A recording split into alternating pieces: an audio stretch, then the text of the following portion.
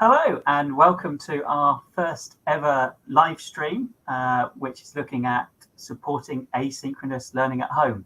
Now, really excited to give this a go. This is a bit of a pilot and a bit of a test. So if you've come across us because we've shared the link with you or you're at Larkpool Academy or across South Lanarkshire, then welcome and thanks very much for joining us. And if you've just kind of stumbled across us on YouTube or Twitter this morning, then that's great too. Thanks very much for coming along. So it's very much a test, very much see how we go. So fingers crossed that it all works out okay. So starting off today then by looking at who we've got speaking. I'm going to kick off the session this morning, having a little look at some asynchronous learning ideas.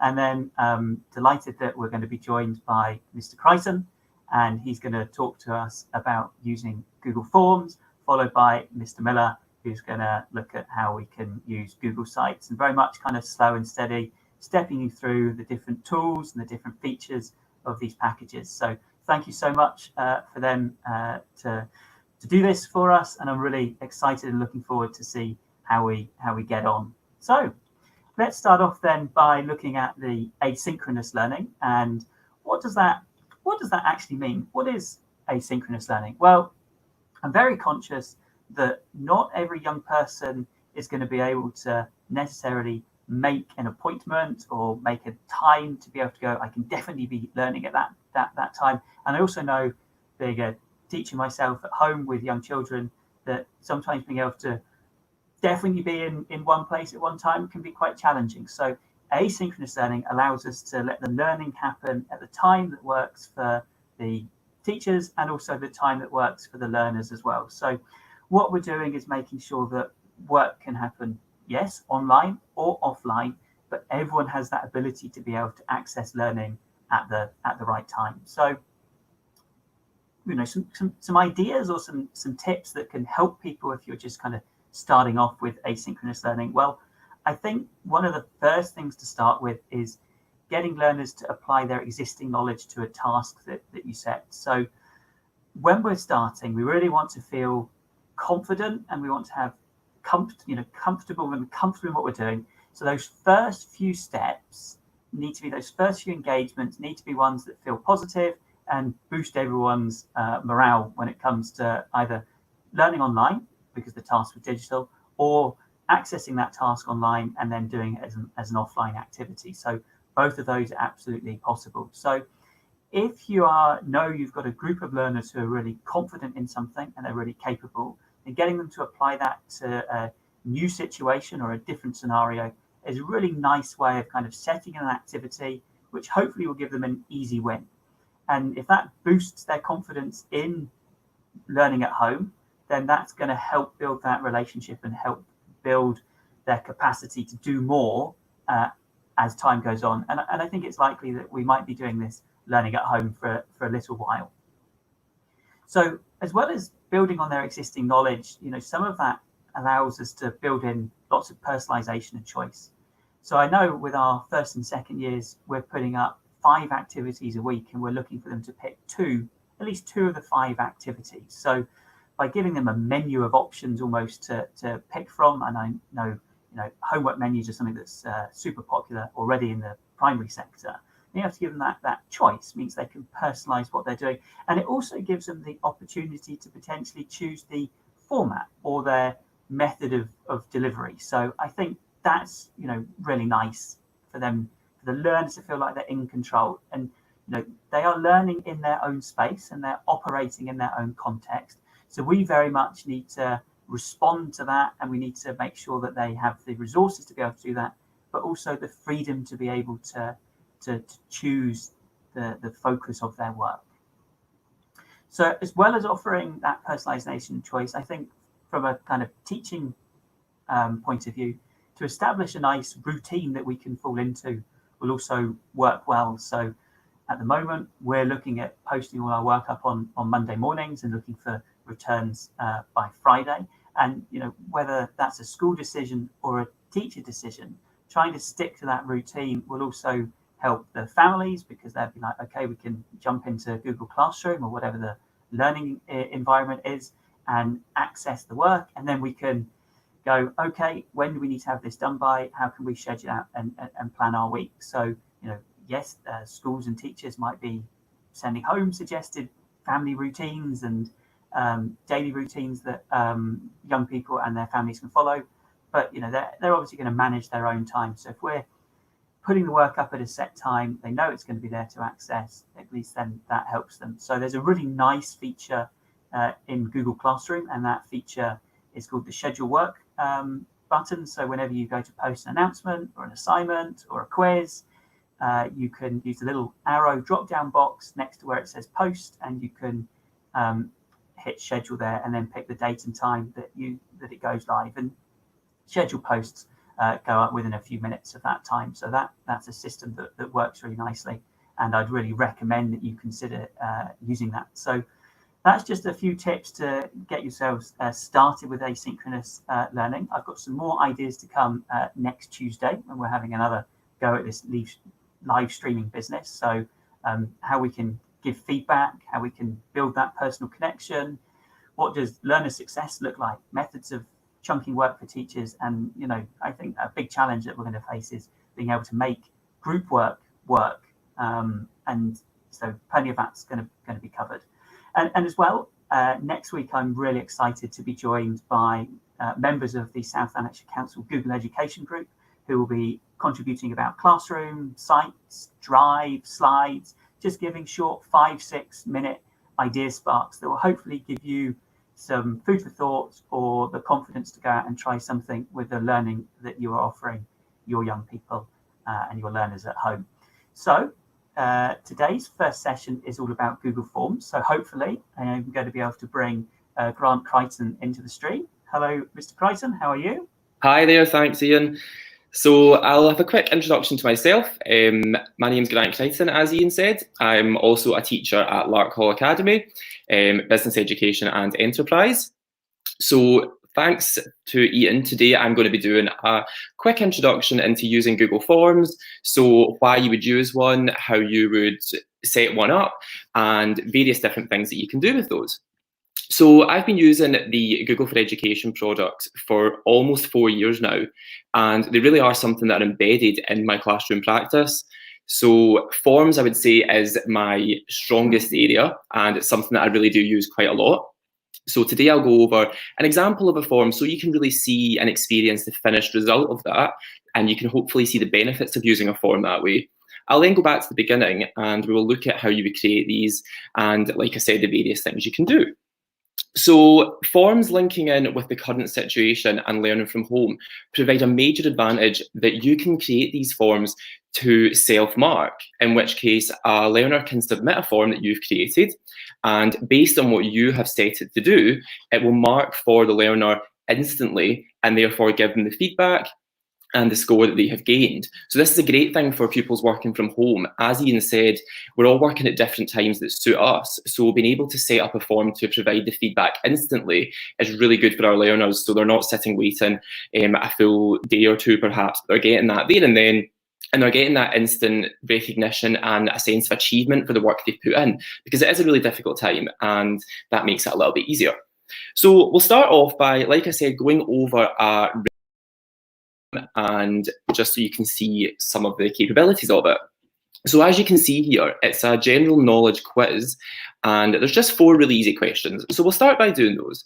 So the capital city of Scotland we know is Edinburgh. The Eiffel Tower is in Paris. What year did World War II start? We will fill that out, 1939. And how many sides does a hexagon have is our final question. So we'll go with 6 for that. Now, before I move on any further, I just want to highlight here, if you look at the right-hand side, next to every question, we can see how many points it's worth. So we know there is only one correct answer for every single one of these questions. You can change that, obviously, if you have more than one available answer. So we'll go to the bottom and we will click Submit. Okay. And to view our score, there we go. It tells us at the top we've got everything right, 4 out of 4. Now, if we scroll down this, we can actually see where we got everything right. So the first one was correct, the second one was correct, as was the third and as was the fourth. Nothing we can improve upon there, so that is a great starting point. So we can see there that's great for everyone who knows their knowledge and they get everything full marks. But what if you're a learner who maybe doesn't have such strong knowledge and there's things you're getting wrong? You want to be able to provide these pupils with feedback on how they can improve it for next time, and so they know what the correct answer is, where they went wrong. So what we're going to do now is have a go at doing the same form, but we're going to get some answers wrong this time. So let's say we think the capital city of Scotland is Glasgow, and we know that the Eiffel Tower is in Paris. We are strong on World War II. We know that was 1939. But for a hexagon, that's not our strong point. We think it's got 5 sides. So again, we submit our answers. We view our score.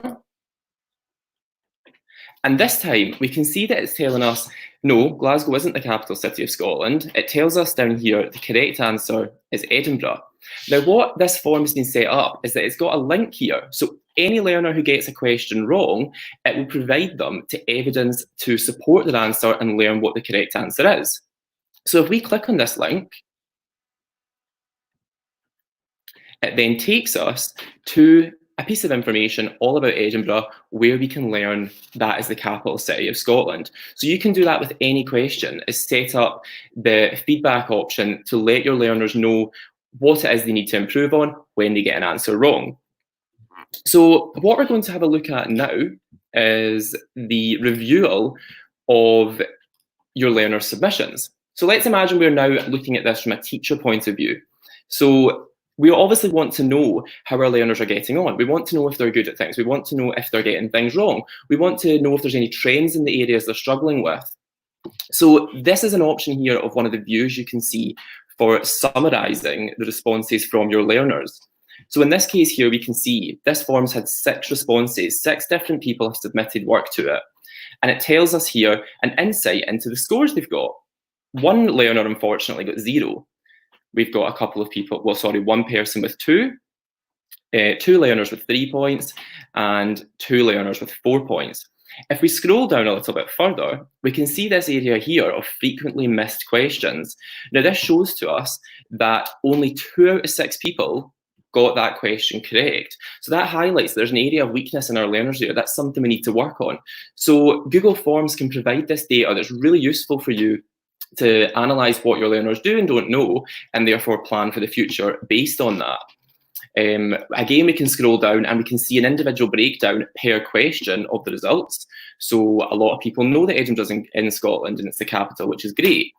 We can see that everyone, apart from one learner, knows the Eiffel Tower is in Paris. And again, go on, and there's different breakdowns for every different question. So that's a really good way to be able to analyse your data. So if we go back to the top of the form, that was only one of the options for reviewing the submissions, and that was called summary. The other option you have here is question. Now, what we can do on this, if we click on it, you will see it displays a question at the top here. Now, this lets you mark all the responses for one particular question at once. So we can look over this here and see all the responses for the capital of Scotland question. And if we would change it to the World War II question, again, we can go down and we can see all the different responses that we got from our learners. That's a really good tool to have there. So you can see consistency across the question as opposed to jumping between different questions and different learners at a time.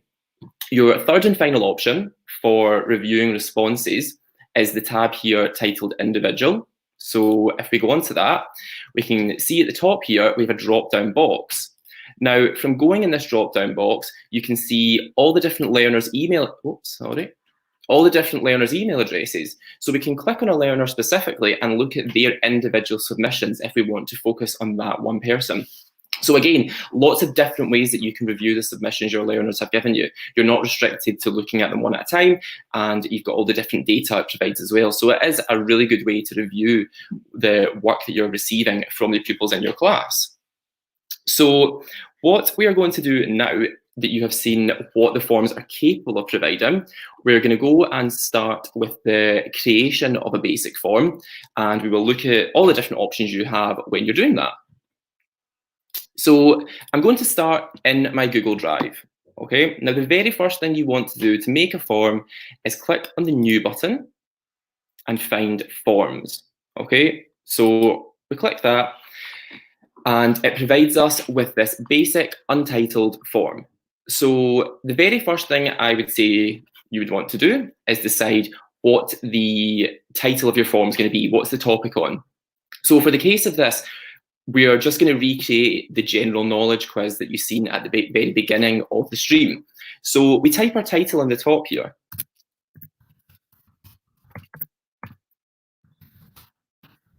Okay, now a little tip here, if you automatically click off of that and go up to the top here, this then renames the file the general knowledge quiz. So it's important to note that where I am right now, it's highlighted general knowledge quiz.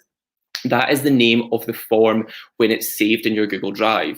Whereas over here on the right-hand side is the title of that form as users will see it. So personally, I always keep them the same. I want the title to be the name of the file, but if you want to have them different, you can do that. So what we're going to go over now is looking at the different options you've got for making questions. If you recall, the general knowledge quiz, some of the questions were multiple choice, others there was an option for you to type an answer in. So we'll look at how you would achieve that.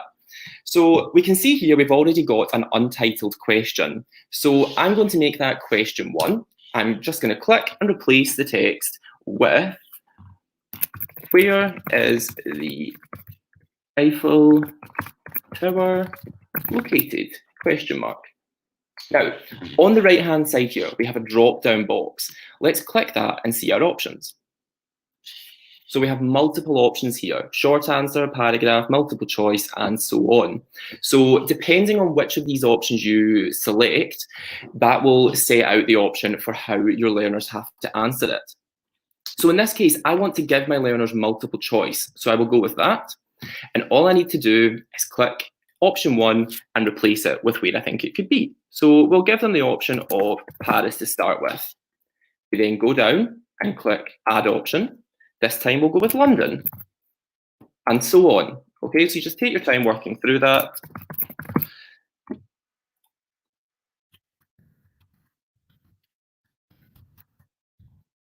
Okay, so that is an option for a multiple choice question.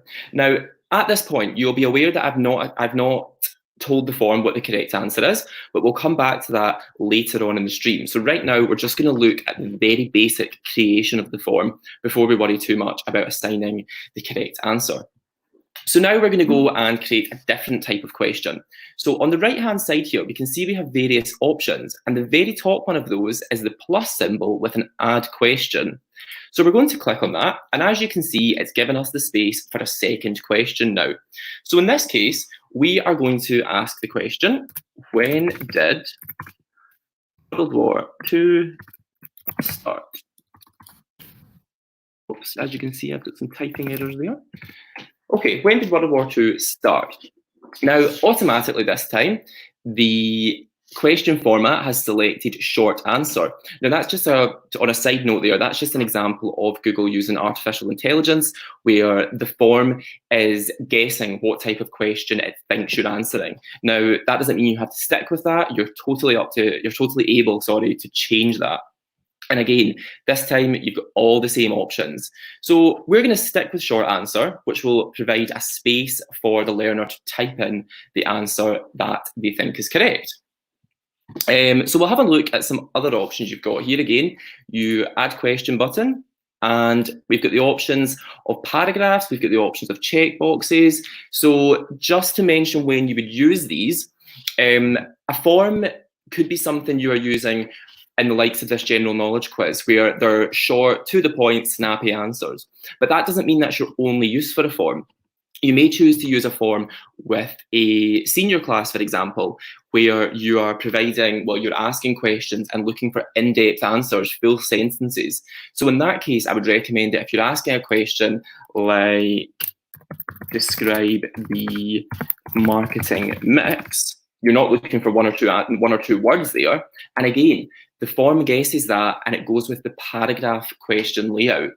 So that will provide the learner with much more space when they're answering the question, and therefore it gives them the space to type in all the information that you're actually looking for. Okay? So what we are now going to do is look at adding something called sections. So before we do that, I'm going to close this quiz over and I'm going to take you to a different form and we'll have a look at completing a form that has sections on it. So we have a form here titled World War I. Okay, so we'll complete this. When did World War I start? 1914. Now we have the option this time for next. That's not something we had earlier on the general knowledge quiz. We only had all our questions on the one screen and the option to submit them at the end. But this time we're getting the option of next. So if we click that, it takes us to a new topic here, World War II. When did World War II start? And we have a multiple choice. So let's go with the right answer. And again, next. So as you can see here, we're going through different topics with different questions relating to them. The Great Depression. What is the alternative name of the Wall Street crash? So this is an example of how you could be using Google Forms in a subject like history, where you do have multiple topics and you want to highlight to the learners that these are different topics. They're not all questions on the one topic. And again, as we had last time, we've now got the submit option. So that highlights to us that we're at the end of our questionnaire, we're at the end of our Google form. So we click submit and we view our score just as we did before. So we can see here, again at the top, 3 out of 3 correct. We got World War I correct, World War II, and the Great Depression. And again, we've got these purple bars highlighting the different topics that we're using. So that's an example of how you could use sections. So we'll go back now to the general knowledge quiz that we were creating, and we will look at adding these sections in. Okay, so down on the right-hand side, where we had the option to add a question, if we go to the very bottom of that little bar, we can see an option here called Add Section. So by clicking that, it now tells us we're on section 2 of 2, but it's untitled. So let's change it and let's make this no longer a general knowledge quiz. This might be now, this section is going to focus on science. And again, we just get back in the routine of clicking the plus symbol to add a question into that specific section. So this is just for people to highlight that when you're using Google Forms, you can be looking at different areas and you really can be separating those areas you're looking at. You're not limited to a jumble of questions, if you like, where 1 minute you're looking at one topic and it instantly changes to another. You're able to highlight that to your learners and your respondents when they can see that you've added different sections in. So that was some basic step-by-step information on creating the form. There are different question types you've got from your drop-down menu, how to add a question, how to add a section, etc.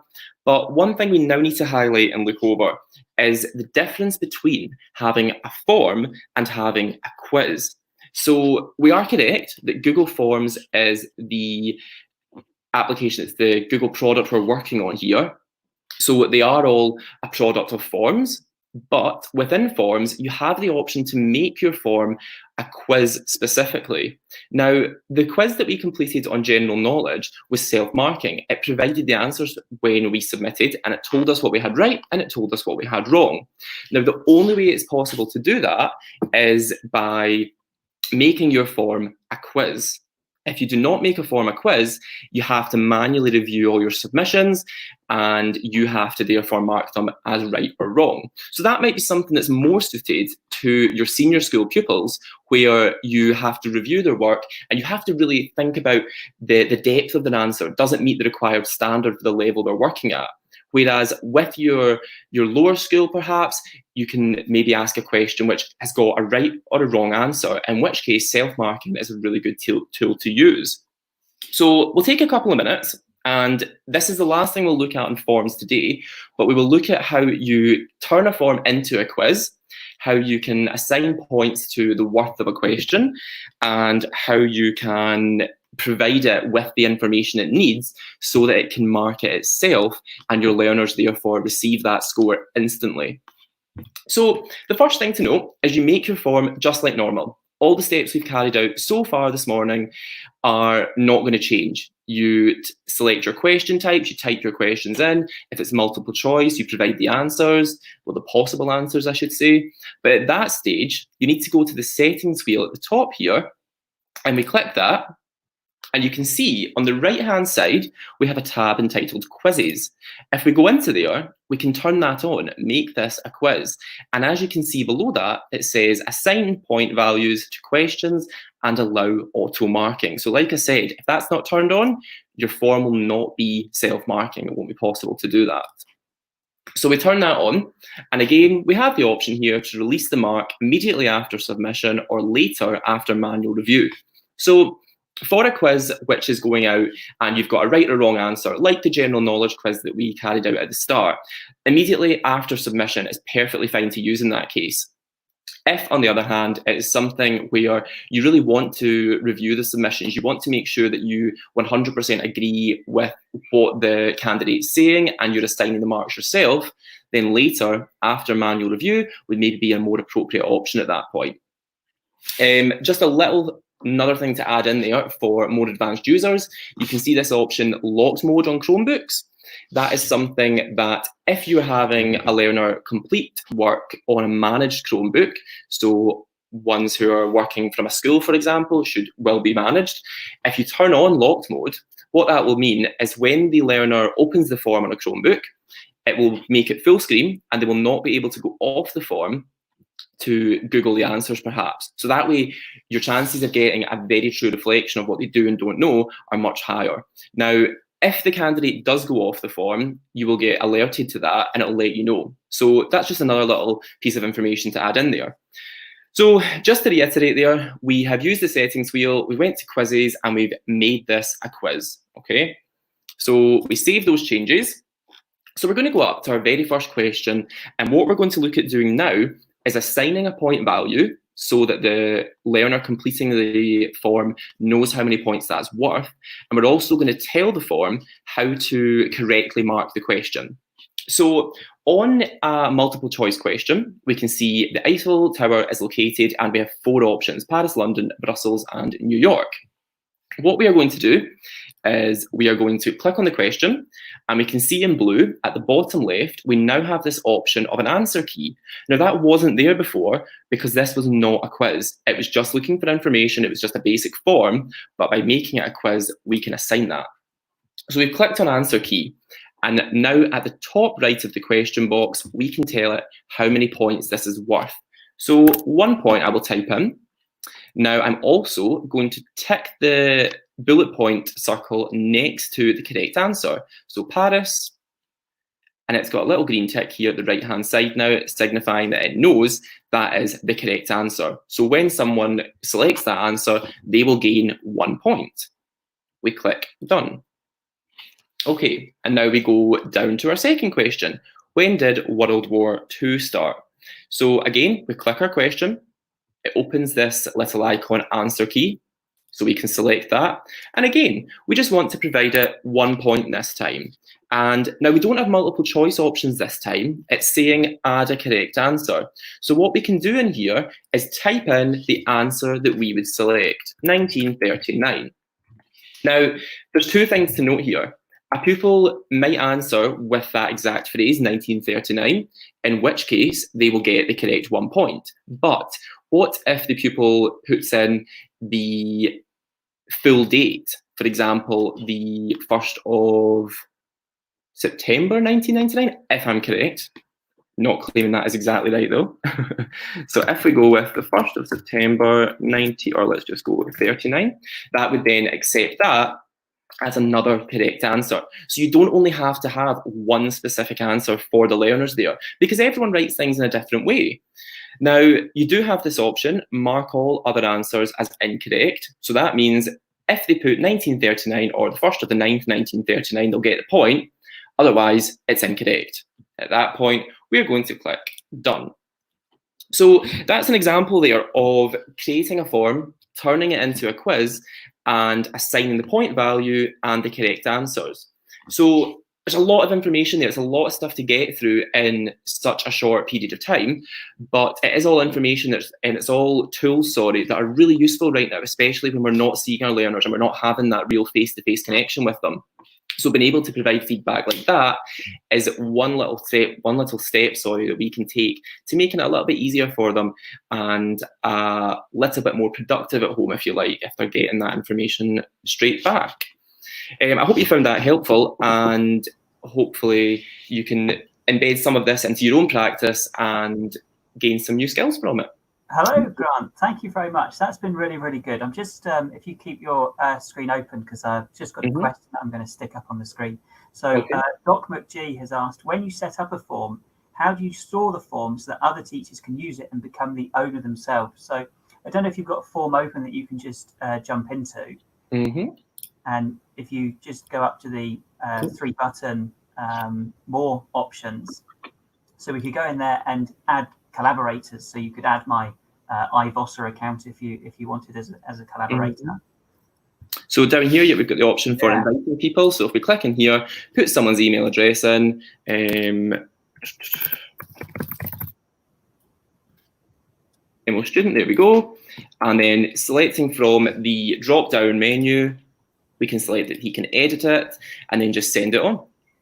Fantastic. So if I was a teacher and I'd received that, that means that I could edit that form with Grant. But what Dr. McGee's asked here is once you've got access to that, other teachers access to that form, well, how can they get their own copy? Well, if you go back up to that 3 more button, you'll be able to see there that the second option down is make a copy. So they'll have that ability to make their own copy, and then they can then rename that. And when they make a copy, they become the owner of that copy of the form. So you could make a template form, and then they could take copies of that for their own purposes. So I'm going to just take your screen out there, Grant. Thanks very much for the question. Thank you. Doc McG, if there's any more questions, then please do drop them in the chat. That's really good. So I'm going to say goodbye to you for now, Grant. We might get you back for some Q&A at the end, but thank you very much. Okay, thanks very much. Mr. Miller. Bye-bye, Grant. Hello, Craig. Hello, Ian. Thanks very much. Are you ready for me to kind of share your screen and get underway for today? Yeah, definitely. Excellent. That's great. It's all yours. Hello, everyone. So as Ian introduced, I'm Craig Miller. I'm a computing teacher at Larkhall Academy. What we're going to look at today is getting started with Google Sites. Now, first of all, I'm going to show you the basics of how to use Google Sites and how to create one. And then I'm going to kind of explain at the end how I think you could use it within your own subject, as we're obviously all doing home learning just now. It's really important that having different options for how to keep the learners engaged and interested in your subject. So as you should be able to see on your screen now, is we're on the homepage here for Google Sites. So the first thing we need to do is up the top here is press on the colourful X that takes us into a new blank site. Now, what Google Sites is it lets you create your own web page and also website.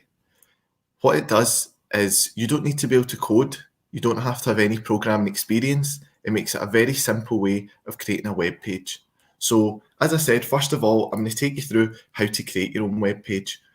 What we're going to do is we're not going to create a perfect looking web page. We're going to try out a lot of different features that I think will be really beneficial if you're making your own Google site, or if you're to be asking your learners to make their own Google site.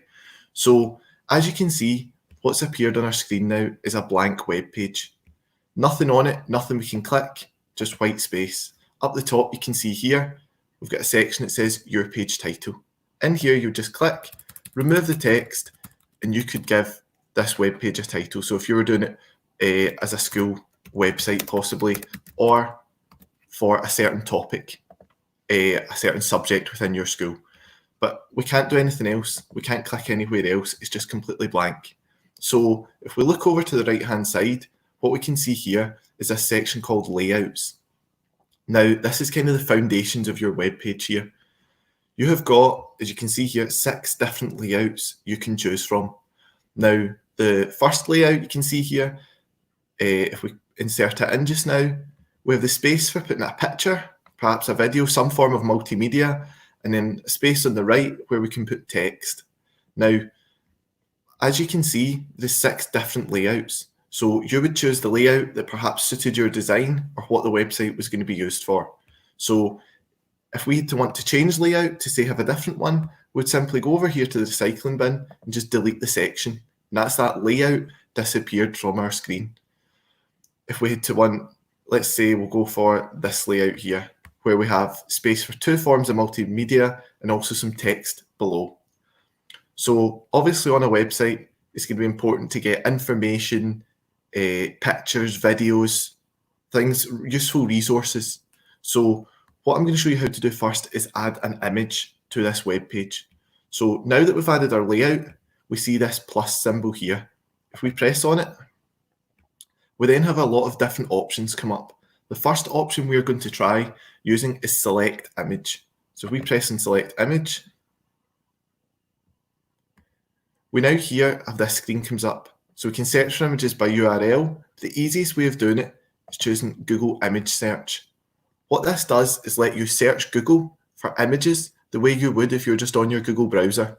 So if we try searching for, let's say we search for Larkhall Academy.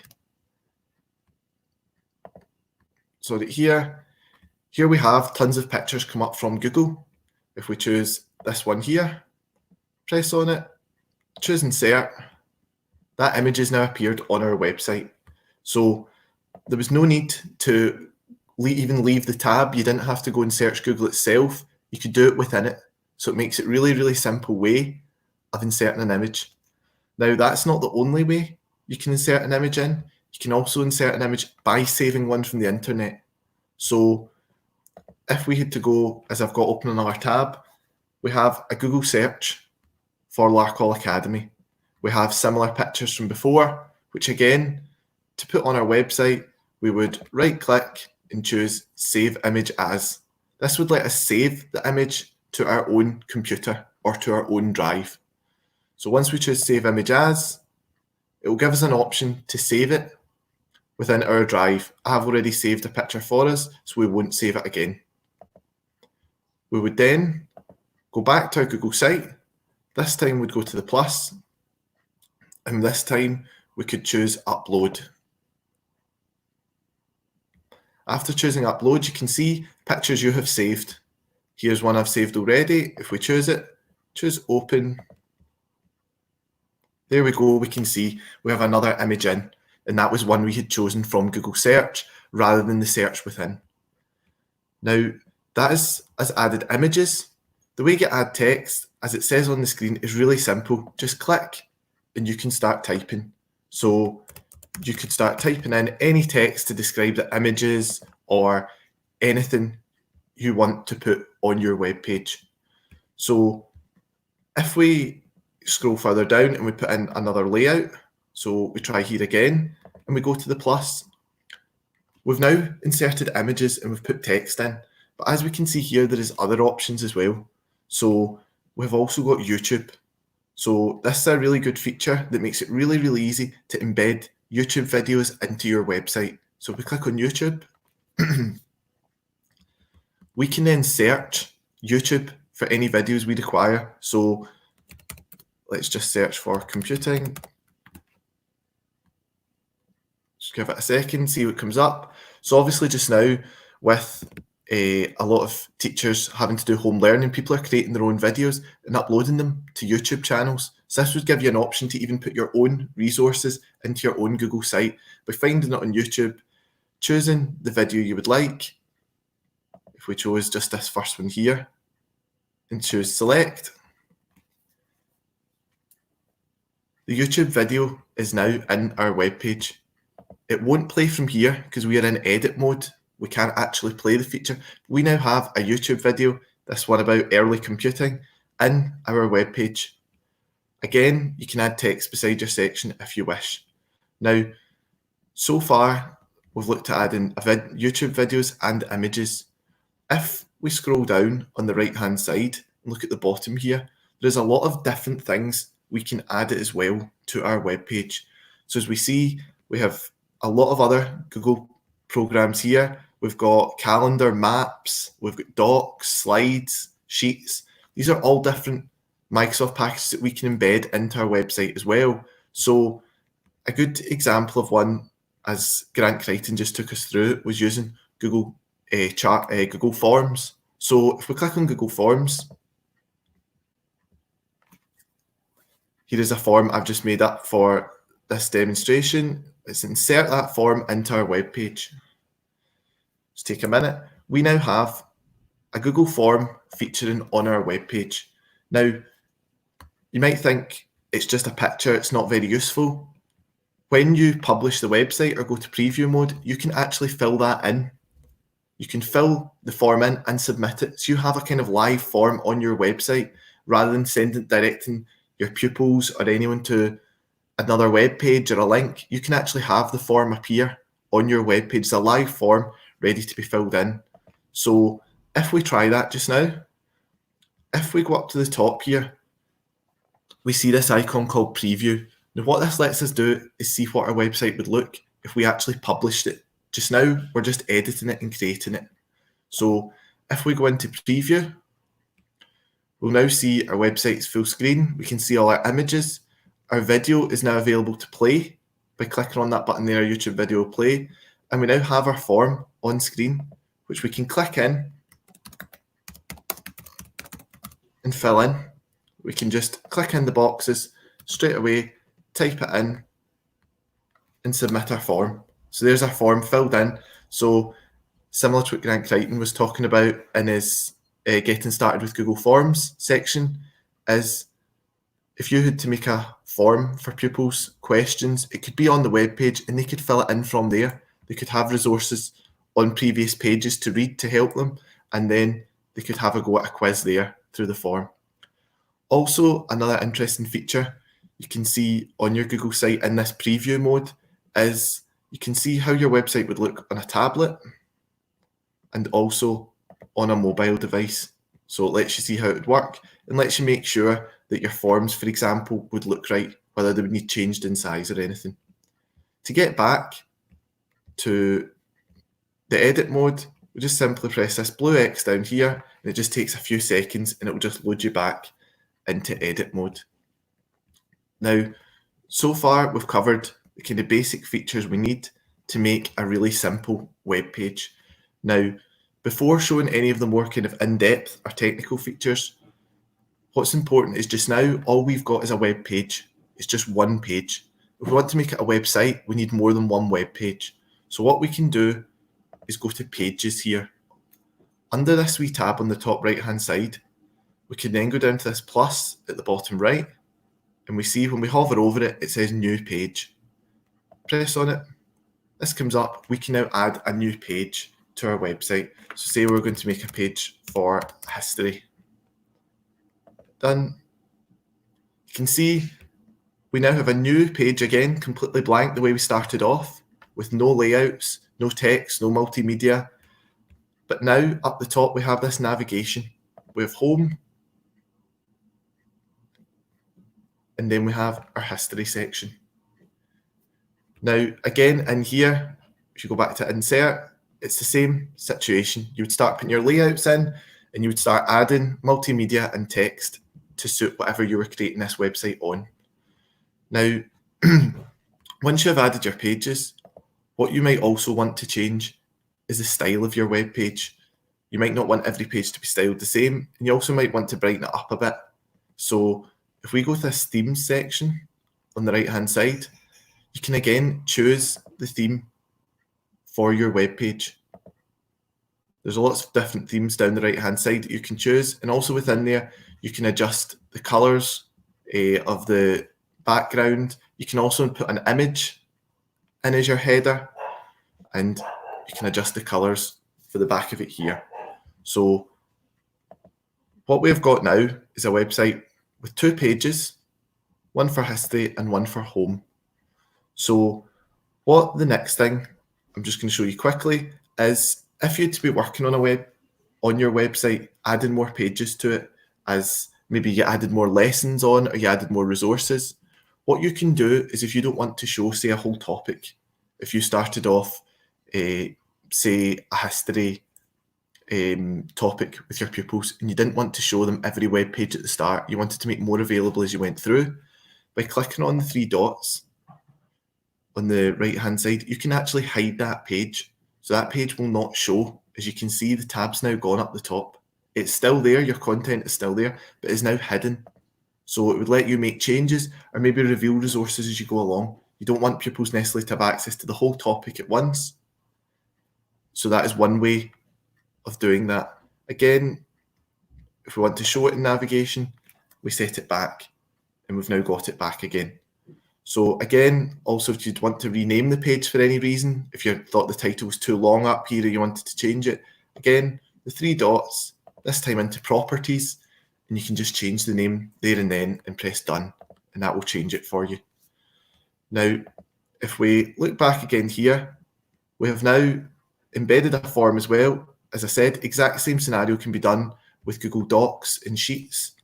Another feature you can add to the web page, which is a wee bit more in depth, but is really, really useful feature, is if you had made a Google site, for example, for your department, so maybe for art, the art department had made a website to showcase work, post work for students just now with home learning, what they might want to add in is a link to their Twitter feed. So it would show on it if, say, art have their own Twitter for their department. So to do this, what we need to do is we can't just embed the link. So if we go to embed, it's not just as simple as getting the link from the browser, so getting the link to the Twitter page and putting it in. Instead, we need to use this section that says embed code. So what you need to do is, if we try doing it here for the Larkhall Digital Twitter page, the Faculty of Digital Literacy and Enterprise, what we would do is we'd find the Twitter page we want, and then we'd go to this website called publish.twitter. So you just search it up, publish.twitter. You don't need a Twitter account to be able to do this. So publish.twitter, and then you would copy the web address for the Twitter page you wanted and paste it into publish.twitter. Paste it in. We then have 2 options how we're going to embed it on our website. Would we like it as a Twitter button, or do you like it as a timeline so you can actually scroll through it? We would choose embedded timeline, and then we would copy this code here. So this is the code we need. Choose copy code. That's it copied. Go back to our Google site, and as we said, we'll do that again just to remind everyone. We'd go to embed, not by URL, but embed by code. And that code we have just copied from Twitter publish, we would paste in there, press next. Just takes a second to load up. We can now see our Twitter feed there. Press insert. And we now have the Twitter feed for Larkhall. So if we go to preview, so we can see like the real life version of our website again, how it would look once it was published. If we scroll down, in fact, we'll change it to desktop so it's a larger screen. Scroll down. There you can see we've now got the Twitter feed built into our web page, so we can scroll down the Larkhall Digital Literacy Twitter. And you could do this for any other Twitter you wish to put on it, or even multiple Twitters on separate pages. So having gone through now a lot of the main features in terms of creating the website and things you can build into it, I just want to show you some of the key features that would be useful for if you were actually using it with pupils or using it yourself. So if we come up to the top and we see this button here with a wee plus next to the person, share with others. If we press on that, what this lets us do is we can now share this web page with other people. Now, you could use this for a number of reasons. What you could do was you could be sharing this with other members of staff in your department so that you could all work creating this web page and all upload material to it. Or you could be sharing it with pupils. Pupils could be sharing it with other pupils. You could set up a Google site for 2 or 3 pupils group work. They could work in groups on it by just entering their Glow email addresses in here. You could then have a few pupils working collaboratively, creating a web page as a revision exercise. Also, if pupils have created their own web page on Google Sites, the way they could share their work with you is just pressing the plus and type in your staff email address, and that would then give you access to check their work. Now, if we just press cancel on that, that kind of takes us to what I said we'd talk about at the end, was just how you can build Google Sites into your subject. So one way it could be used is a resource. So it could be used to post material for pupils or learners, lessons, videos, useful resources, activities, forums as questions or homework exercises. I've got an example. I'm just going to show you here. Staff in our digital literacy department at Larkhall Academy, we have built this website.